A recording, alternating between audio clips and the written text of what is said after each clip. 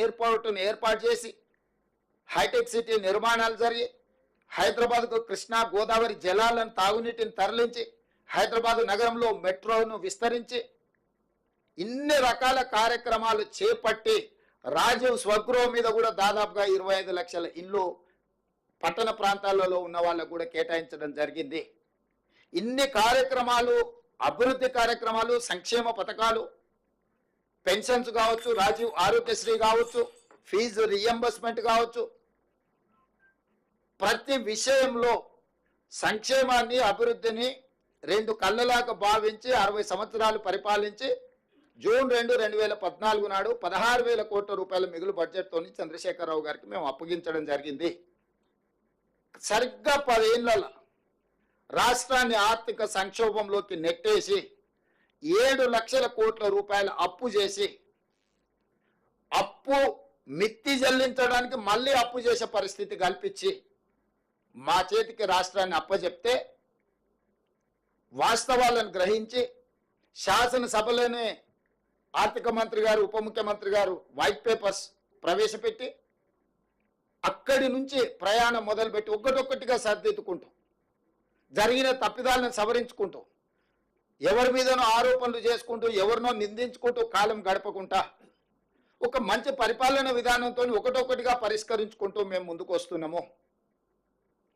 ఈ కార్యక్రమాలు చేపట్టినప్పుడు ప్రతిపక్షంగా మాకు సహకరించాలి, కొంత సమయం ఇవ్వాలి.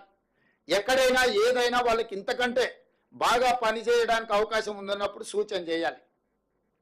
ప్రభుత్వానికి వచ్చి రిప్రజెంటేషన్స్ ఇవ్వాలి. గతంలో రాజశేఖర రెడ్డి గారికి, చంద్రబాబు నాయుడు గారికి కుదిరినా కుదరకపోయినా చంద్రబాబు నాయుడు గారు ముఖ్యమంత్రిగా ఉన్నప్పుడు రాజశేఖర రెడ్డి గారు ప్రజల తరఫున రిప్రజెంటేషన్స్ ముఖ్యమంత్రి గారికి వెళ్ళి ఇచ్చి విషయాలు చర్చించేవాడు. తిరిగి రాజశేఖర రెడ్డి గారు ముఖ్యమంత్రి అయిన తర్వాత సేమ్ చంద్రబాబు నాయుడు గారు మళ్ళీ ప్రజల తరఫున పబ్లిక్లో తిరిగినప్పుడు వారి దృష్టికి వచ్చిన విషయాలు నివేదికల రూపంలో ముఖ్యమంత్రులకు ఇచ్చి ప్రభుత్వాలకు సూచన చేసేవాడు. లేదు, ఇగో ఇందులో మీరు అమలు చేస్తున్న సంక్షేమ పథకంలో ఇగో ఇక్కడ కొంత ప్రజలకు కష్టమవుతుంది, దీన్ని సవరించుకోండి అని చెప్పేవాళ్ళు. వాళ్ళు సవరించుకునేవాళ్ళు. ఒక మంచి సాంప్రదాయం ఉండే ఉమ్మడి రాష్ట్రంలో కూడా తెలంగాణ ఉద్యమం అంత జరిగిన హరీష్ రావు గారు 2008 ఉప ఎన్నికలు జరిగిన తర్వాత రాజశేఖర రెడ్డి గారిని కలిసిండు. ఆ రోజు బొకే ఇచ్చి రాజశేఖర రెడ్డి గారిని కలిసిన తర్వాత హరీష్ రావు గారు పార్టీ మారుతున్నాడు, మామను వెన్నుపోటు పొడిచి ప్రభుత్వంలోకి పోతున్నాడని పెద్ద చర్చ వచ్చింది. వారు బయటకు వచ్చి ఏం వివరణ ఇచ్చిండ్రు? లేదు సిద్దిపేటకు డిగ్రీ కాలేజ్ కావాలని నేను డాక్టర్ వైఎస్ రాజశేఖర రెడ్డి గారిని కలిసిన, నా నియోజకవర్గ అభివృద్ధి కోసం నేను ఆనాటి ముఖ్యమంత్రిని కలిసిన అని వారి వివరణ ఇచ్చుకున్నారు. నేను వారి వివరణని తప్పుపట్టట్లేదు, ఆ వివరణ లోతుకు నేను వెళ్ళదలుచుకోలేదు. అంటే అంత తెలంగాణ ఉద్యమం ఉవ్వెత్తున జరుగుతున్నప్పుడు తెలంగాణ ఏర్పాటుకు ప్రతిబంధకంగా రాజశేఖర రెడ్డి గారు ఉన్నారని చంద్రశేఖరరావు గారు ఆరోపించిన ముఖ్యమంత్రి దగ్గరికి హరీష్ రావు గారు స్వయం వెళ్ళి నియోజకవర్గ అభివృద్ధి కోసము నిధులు కావాలి అని రిప్రజెంట్ చేయగలిగిన ఒక సాంప్రదాయం ఆనాడు ఉండే భావోద్వేగాలు ఉన్న నియోజకవర్గాల అభివృద్ధికి శాసనసభ్యులు వెళ్ళి ప్రభుత్వాన్ని కలిసి నిధులు తీసుకెళ్లే సాంప్రదాయం ఉండే. నేను 2007 నుంచి 2009 కానీ 2009 నుంచి 2014 కానీ 7 సంవత్సరాలు నేను ప్రతిపక్షంలో ఉన్న. ఇవాళ కొడంగల్కి వెళ్ళి చూడండి, ఆనాడు నేను ప్రతిపక్షంలో ఉన్న నారాయణపేట కొడంగల్ లిఫ్ట్ ఇరిగేషన్ నుంచి మొదలు పెడితే కొడంగల్కు 100 కోట్ల రూపాయలు ఆ ప్రభుత్వంలో నేను నిధులు తీసుకెళ్లిన అభివృద్ధి కోసం. ఆ రోజు మేము అందరం మంత్రులను కలిసేది, సభలో మేము చర్చించేది, ప్రజల సమస్యలు మేము ప్రత్యక్షంగా వెళ్ళి వారికి విన్నవించి వారి నుంచి నిధులను రాబట్టుకునేది. ఒక సాంప్రదాయం పాటించినాం మేము. 10 సంవత్సరాలు మీరు అనుమతి ఇవ్వలే, 10 సంవత్సరాలు మాకెవరికి కలవలే, 10 సంవత్సరాలు సచివాలయానికి రాలేదు, 10 సంవత్సరాలు పూర్తిగా 60 సంవత్సరాలు కాంగ్రెస్ పార్టీ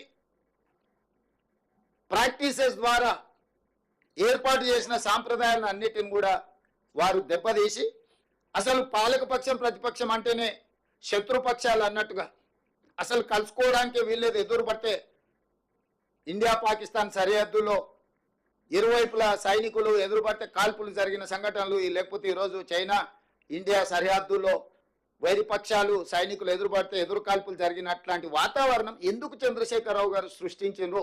10 సంవత్సరాలు మీరు ఏం చేసిందని మేము అడుగుతలేము. ఎందుకంటే మీరు చేసిన అన్నిటిని ప్రజలు గమనించి మీకు ఇవ్వాల్సిన స్థానాన్ని ప్రజలు ఇచ్చారు. అసెంబ్లీలో అధికారం తీశారు, పార్లమెంట్లో గుండుసుని ఇచ్చారు.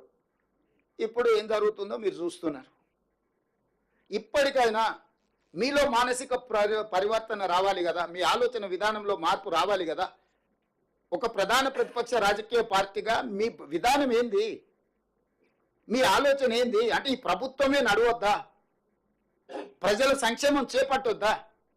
ఈ రాష్ట్రం అభివృద్ధి పదం వైపు తీసుకెళ్లాల్సిన అవసరం లేదా? రైజింగ్ తెలంగాణ రైజింగ్ అనే పదాన్ని మనం ముందుకు తీసుకెళ్లాల్సిన అవసరం లేదా? మీకు బాధ్యత లేదా? ప్రభుత్వం అంటే కేవలం 65 మంది కాంగ్రెస్ పార్టీ శాసనసభ్యులేనా? ప్రభుత్వం అంటే 119 మంది శాసనసభ్యులు కలిస్తేనే ప్రభుత్వము. ఒకరొకరికి ఒక్కొక్క బాధ్యత ఇచ్చిండ్రు. విధానపరమైన నిర్ణయాలు చేసే బాధ్యత మాకు ఇచ్చిండ్రు. దాన్ని విశ్లేషించడం ద్వారా సలహాలు సూచనలు